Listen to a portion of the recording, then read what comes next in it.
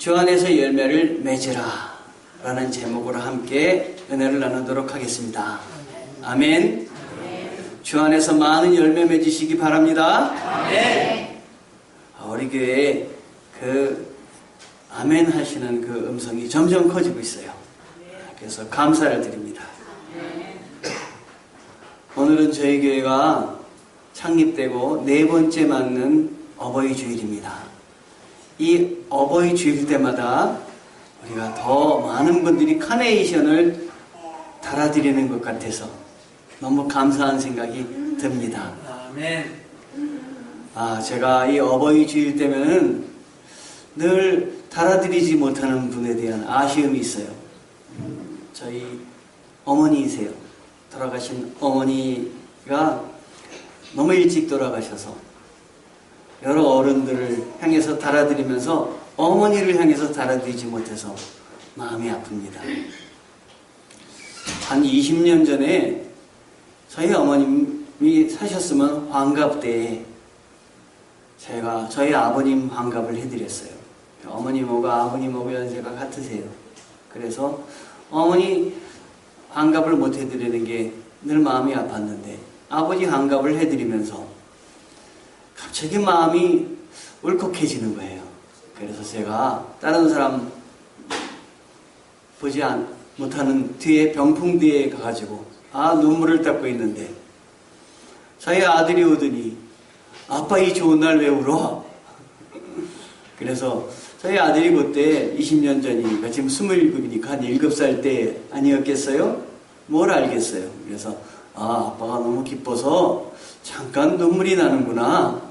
그리고 왔는데 그 어머니를 그때 같이 해드리지 못한 게 늘 마음이 아픕니다.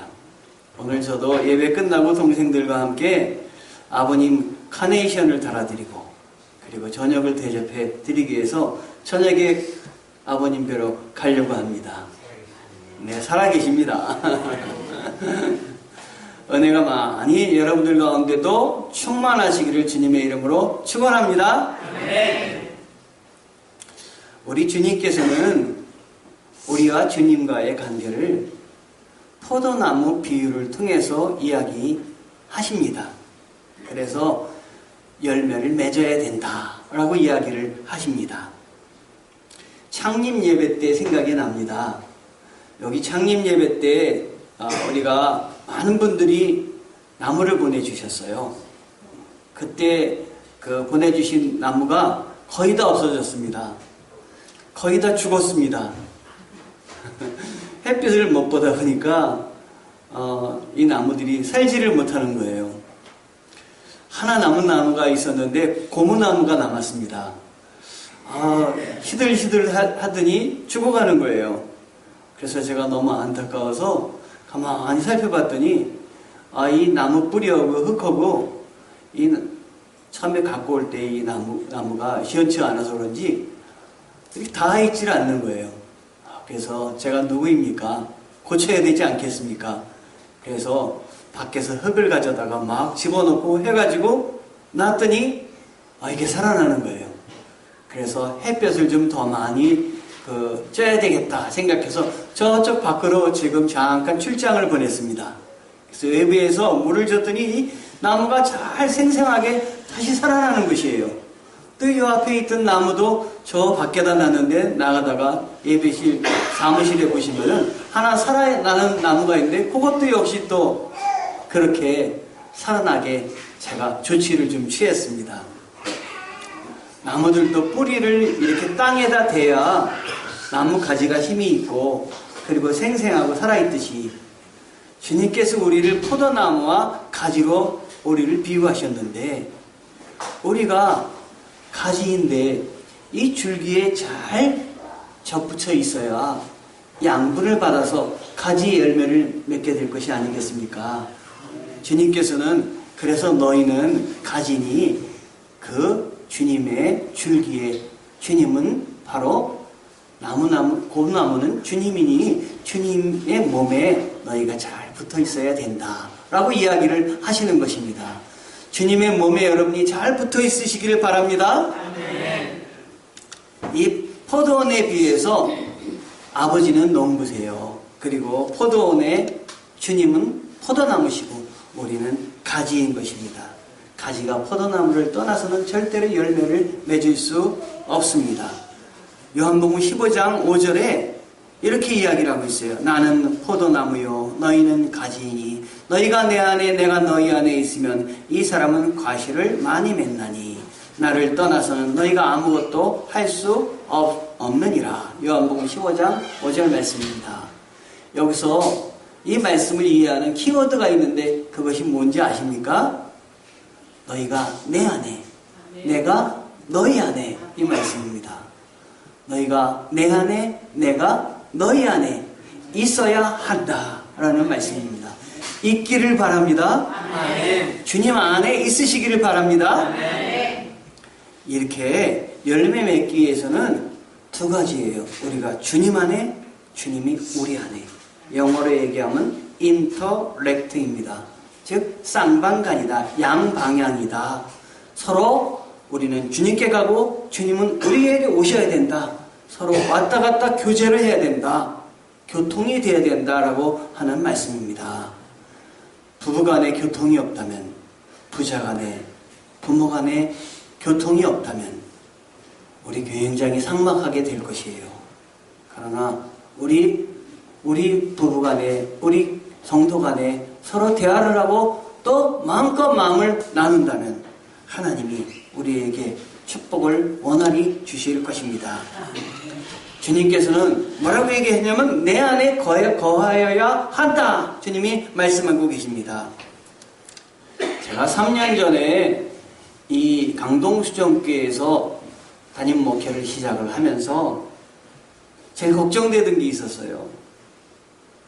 목사가 이런 거에 걱정하면 안 되는데 새벽 기도하는 게 걱정이었어요. 왜냐면 제가 학교에서 근무를 하고 있었기 때문에 새벽 기도에는 가끔 특별 기도회나 또 무슨 크나큰 문제가 생겼을 때 나갔거든요. 근데 나가서 기도하고 오면은 출근을 하면은 그렇게 힘이 든 거예요. 하루 종일 그냥 안 하던 일을 하니까 너무 힘든 거예요. 그래서 제가 내가 이제 담임 목회를 시작하면 새벽 기도회가 참 힘든데 이걸 감당할 수 있을까? 이런 생각을 했습니다. 그런데 감당하는 것뿐만 아니라 넉넉히 감당하고 있습니다. 처음에는 알람을 틀어가지고 일어나는 시간을 찾았는데 지금은 알람을 안 틀어도 딱딱 일어납니다. 습관이 이렇게 무섭구나 하는 생각이 듭니다. 그런데 그렇게 하신 분이 누구냐? 주님이십니다. 못하는 사람을 데려다가 주님이 필요하니까 그냥 여기다 꽂아다 놓으시고 주님이 능력을 주시고 감당하게 해주시는 것입니다, 여러분. 그래서 제가 이 새벽 기도를 할 때마다 주님이 하시는구나. 주님이 하시옵소서. 주님이 더 하시옵소서. 제가 주님의 도구가 되게 도와주시옵소서. 이렇게 제가 기도를 합니다. 그 외에 여러 가지도 다 마찬가지에 모두 다 주님이 하시옵소서.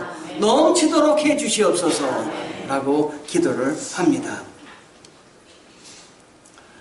주님께서 이곳에 저를 불러다 주신 것도 가만히 보면 제 뜻이 하나도 없어요.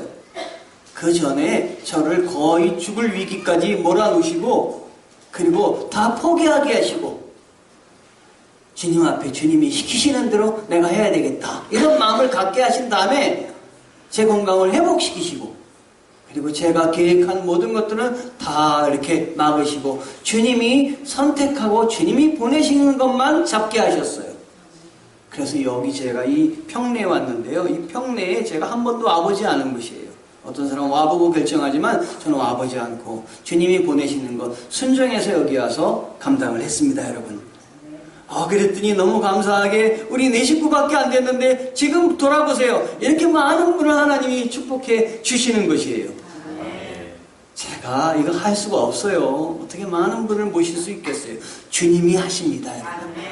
자, 따라해보세요. 주님이 하십니다. 주님이 하십니다. 다시 한번 주님이 하십니다. 주님이 하십니다. 네, 주님이 모든 것을 하십니다.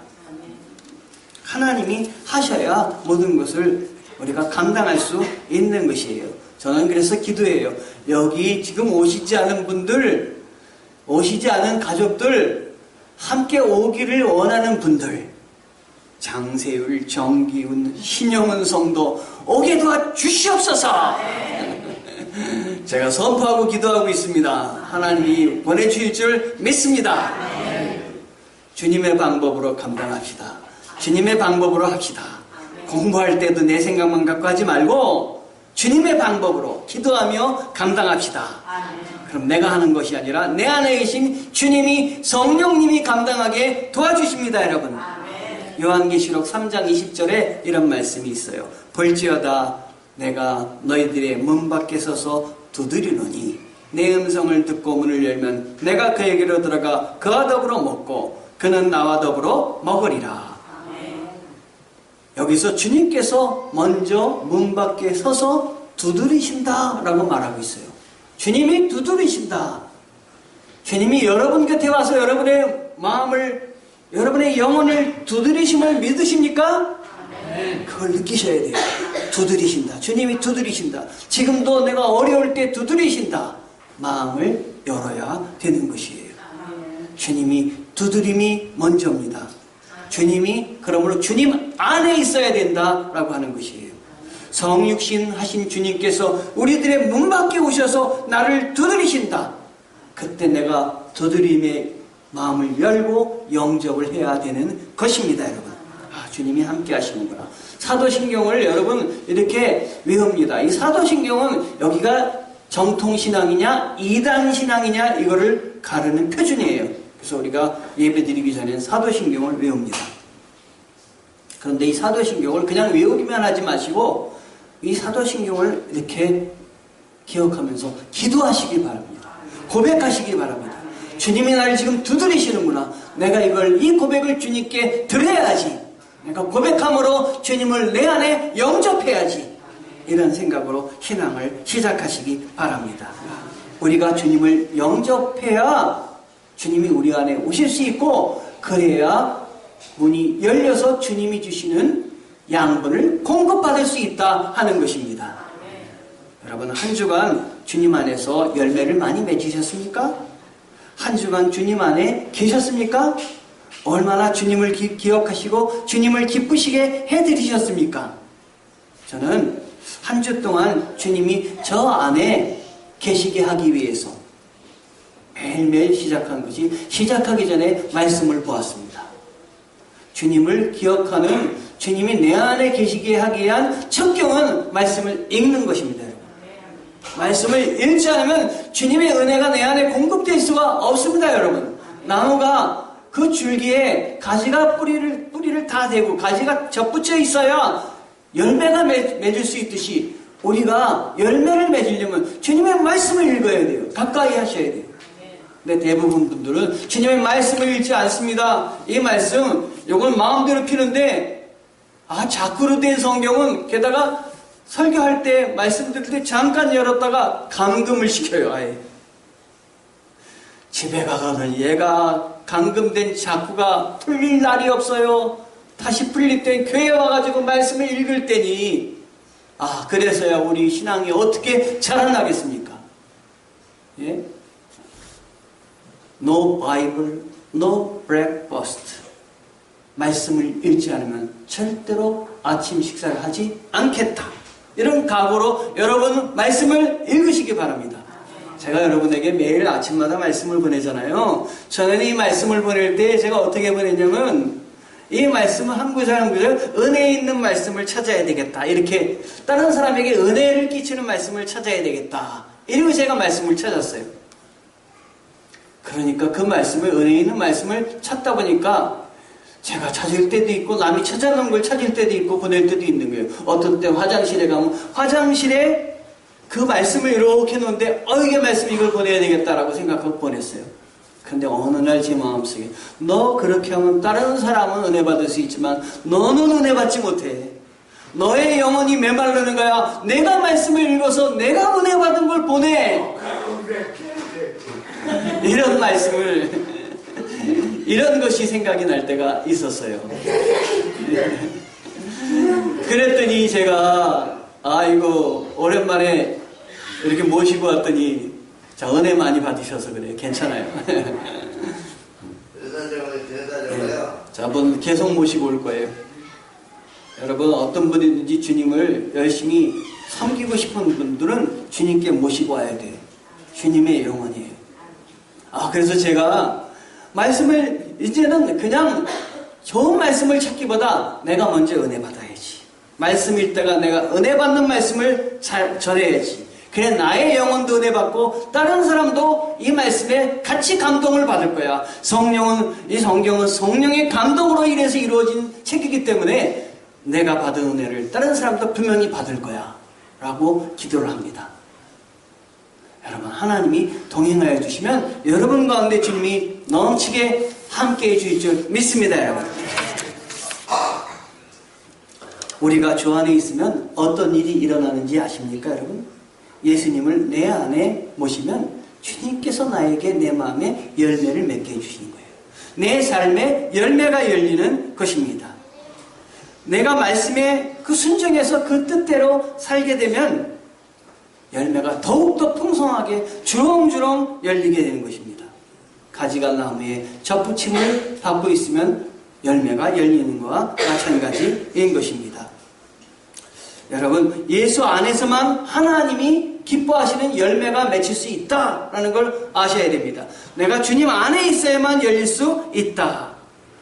그래서 요한복음 15장 2절에 무릇 예수 안에서만 무릇 내게 있어 과실을 맺지 아니하는 가지는 아버지께서 이를 제해버리시고 무릇 과실을 맺는 가지는 더 과실을 맺게 하려 하여 이를 깨끗게 하시느니라. 요한복음 15장 2절 말씀이에요.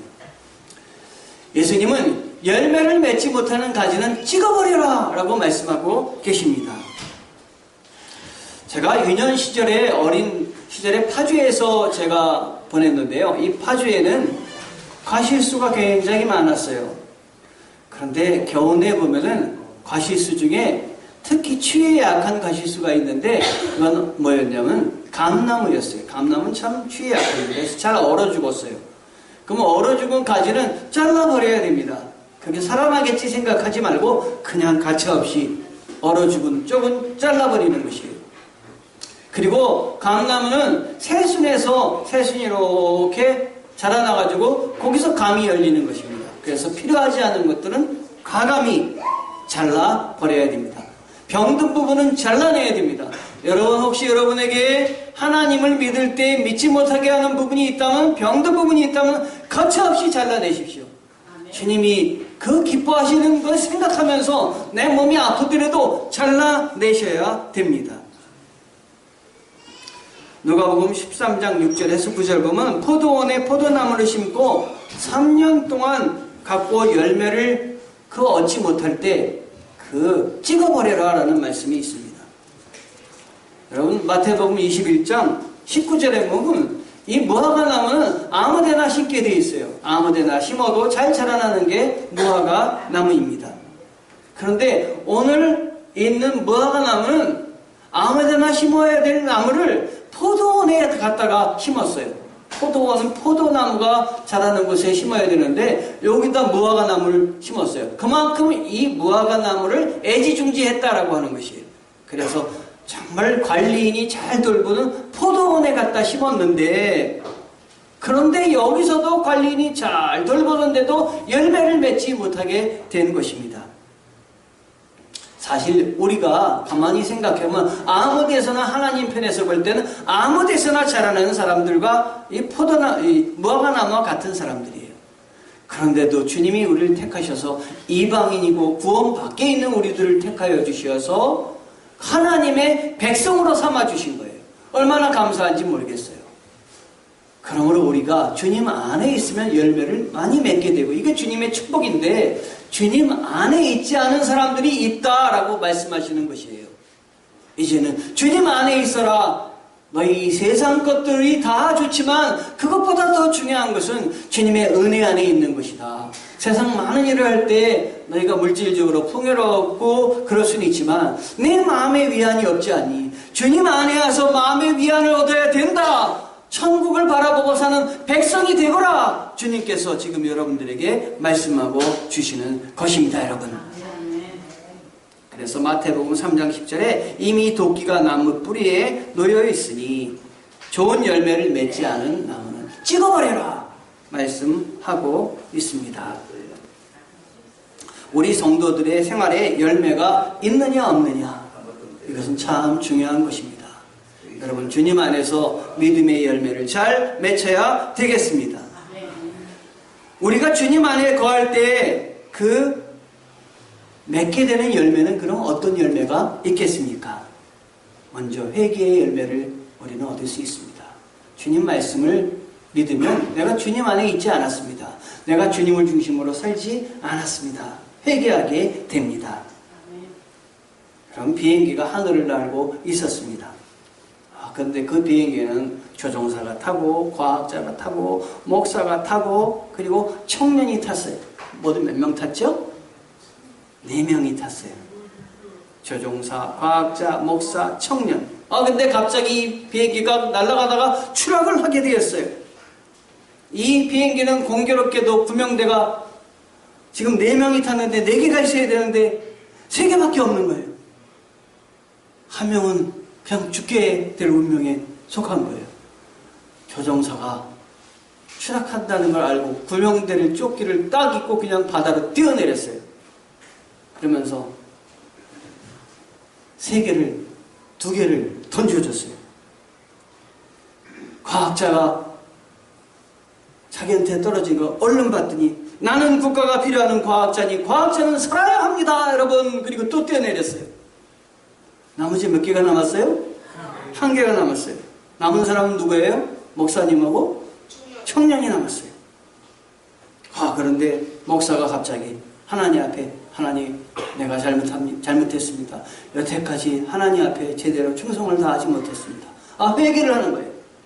회개를 하더니, 여기에 젊은이, 주님을 믿나? 청년이, 죄송합니다. 아직은 저는 주님을 믿지 않습니다. 목사가, 여기에 젊은이, 그러면 나는 많은 사람을 구해야 되니 내가 뛰어내리겠네 하고 뛰어내리는 것이 아니라 뭐라고 얘기를 하냐면, 자네가 가지고 뛰어내리게.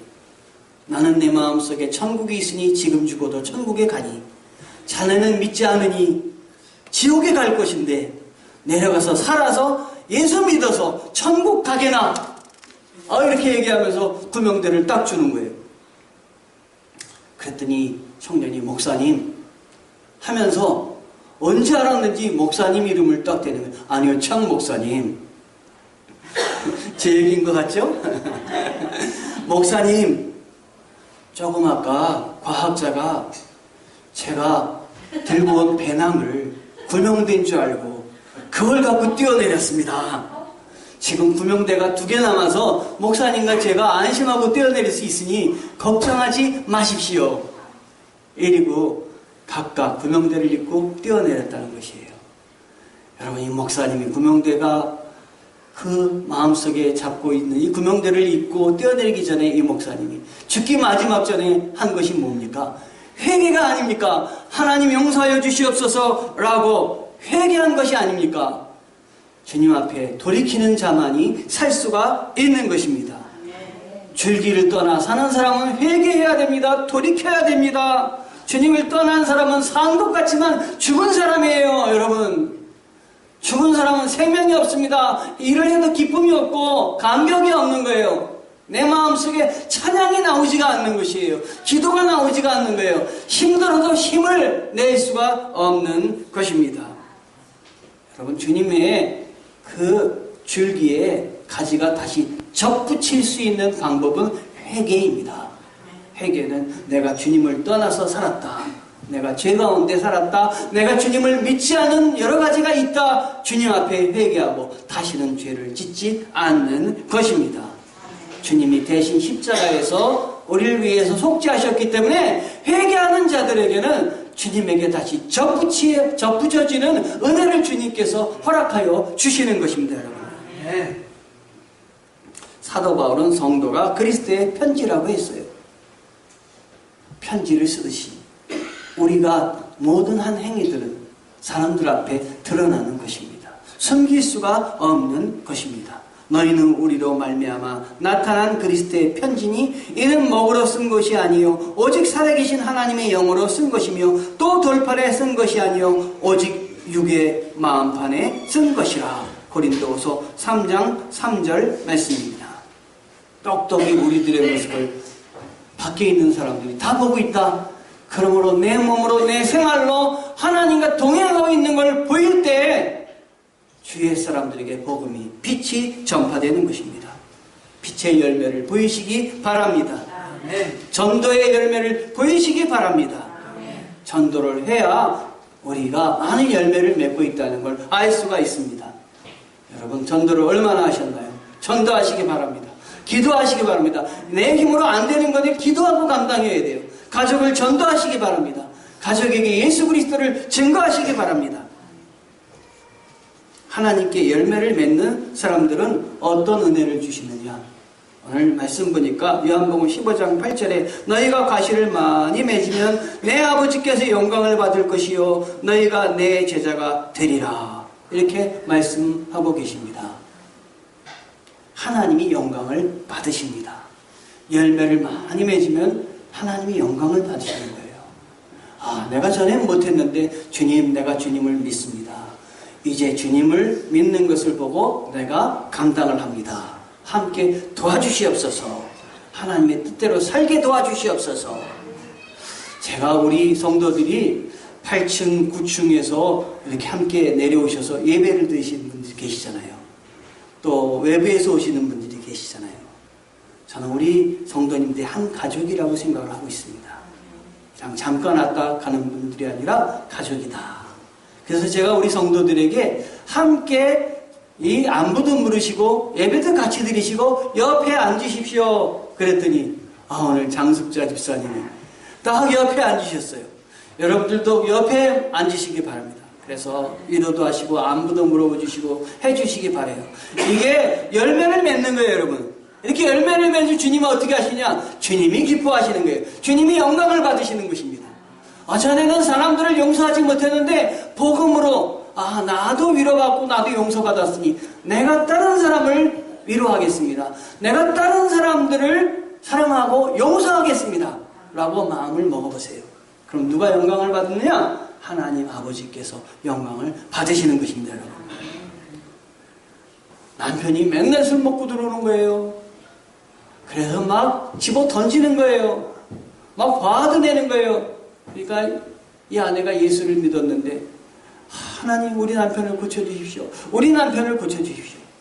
남편은 그대로 있는 거예요. 근데 어느 날 마음속에 내 남편을 고쳐달라고 하지 말고 내가 고쳐봐라. 내 마음을 고쳐봐라. 이런 마음이 들려주셨어요. 성령께서 들려주시는 음성이에요. 그래서 이 부인이 하나님 제가 고쳐보겠습니다. 제 마음을 고쳐보겠습니다.